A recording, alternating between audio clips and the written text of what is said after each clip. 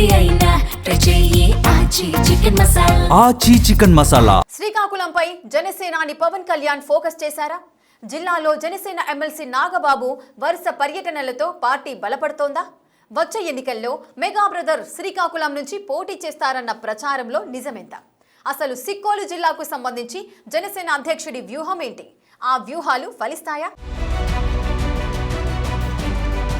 Party పెట్టి దశాబ్దం గడిచినా జనసేనకు బలమైన పునాదులు కనిపించడం లేదు. కేవలం పవన్ చరిష్మాతోనే పార్టీ నడుస్తోంది తప్ప సంస్థాగతంగా పార్టీ నిర్మాణం కాలేదు. ఓసారి అధికారంలోకి వచ్చి ఆర్థికంగా కుదుట పడితే తరువాత పార్టీ రూట్స్ స్ట్రాంగ్ చేసేలా చర్యలు చేపడతారని జనసేనలోని చాలా మంది భావించారు. అయితే డిప్యూటీ సీఎం అయిన తరువాత పవన్ కళ్యాణ్ పూర్తిగా పాలనపై దృష్టి పెట్టారని, పార్టీ నిర్మాణాన్ని పక్కన పడేశారని జన సైనికుల్లో ఒకంత అసహనం కనిపిస్తోంది. రాజకీయ విశ్లేషకుల విమర్శ కూడా అదే. కానీ పార్టీ పటిష్టత దిశగా పవన్ అడుగులు చూస్తే వ్యూహాత్మకంగానే కనిపిస్తున్నాయి.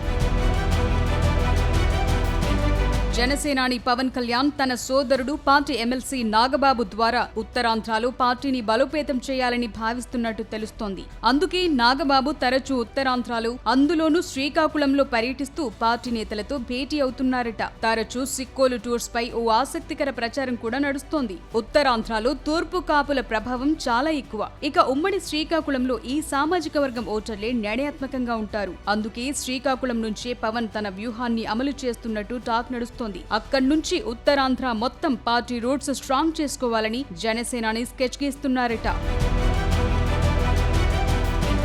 వచ్చే ఎన్నికల్లో నాగబాబు శ్రీకాకుళం జిల్లాలోని ఎచ్చెర్ల అసెంబ్లీ నియోజకవర్గం నుంచి పోటీ చేస్తారని కూడా పొలిటికల్ సర్కిల్స్ లో పుకార్లు షికారు చేస్తున్నాయి. అందుకే పార్టీ ఆవిర్భావ వేడుకలు కూడా నాగబాబు ఎచ్చెర్లలోనే జరుపుకున్నారు. కాపు ప్రతినిధిగా నాగబాబుని పెట్టి ముందుకెళ్లాలన్నది జనసేనాని స్ట్రాటజీగా తెలుస్తోంది. ప్రస్తుతానికి ఉమ్మడి శ్రీకాకుళం జిల్లాలో బలమైన తూర్పు కాపు నేత కరువయ్యారు. దానికి తోడు తూర్పు కాపులకు రాజకీయంగా జిల్లాలో అన్యాయం జరుగుతోందనే అభిప్రాయం కూడా ఉంది. గతసారి వైసీపీ, ఇప్పుడు కూటమి ప్రభుత్వంలో జిల్లా నుంచి తూర్పు కాపులకు చెప్పుకోదగ్గ పదవులు లేవు. సిక్కోలు పొలిటికల్ వార్ మొత్తం వెలమ వర్సెస్ కళింగగానే నడుస్తోంది. దీంతో కాపులకు తాను కాపు కాస్తానని చెప్పటమే పవన్ వ్యూహంగా కనిపిస్తోంది.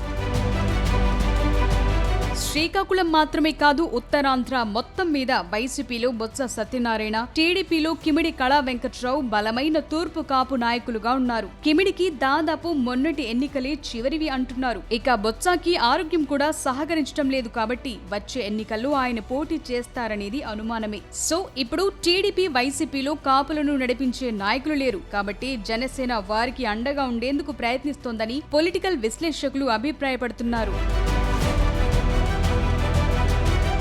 ఆ క్రమంలో జనసేనాని అన్న కోసం ఎచ్చెర్లను ఎంచుకోవటంలో కూడా ఓ తెలివైన వ్యూహమున్నట్టు కనిపిస్తోంది. ఈ నియోజకవర్గంలో తూర్పు కాపులే ఎక్కువ. గడచిన ఎన్నికల్లో ఇక్కడ బీజేపీ అభ్యర్థిగా పోటీ చేసి గెలిచిన ఈశ్వరరావుది కమ్మ సామాజిక వర్గం. కేవలం టీడీపీ బలంతోనే ఆయన గెలిచారు. టీడీపీకి ప్రస్తుతం అక్కడ ఇన్ఛార్జ్ కూడా లేకపోవడంతో క్యాడర్ తలోదారన్నట్టుంది. స్థానిక బీజేపీ ఎమ్మెల్యేపై ప్రజల్లో సానుకూలత కూడా కనిపించడం లేదు. కూటమిపై ఉన్న వ్యతిరేకతను వైసీపీ అయినా క్యాష్ చేసుకుంటుందా అంటే ఆ పరిస్థితి కనిపించడం లేదు. వైసీపీ మాజీ ఎమ్మెల్యే కాపు నేత గొర్లె కిరణ్ అసలు రాజకీయాల్లో ఉన్నారా లేదా అన్నట్టు వ్యవహరిస్తున్నారు. సో ఈ పొలిటికల్ స్పేస్ ని నింపటానికి జనసేన ప్రయత్నిస్తోందని రాజకీయ పండితులు చెప్తున్నారు.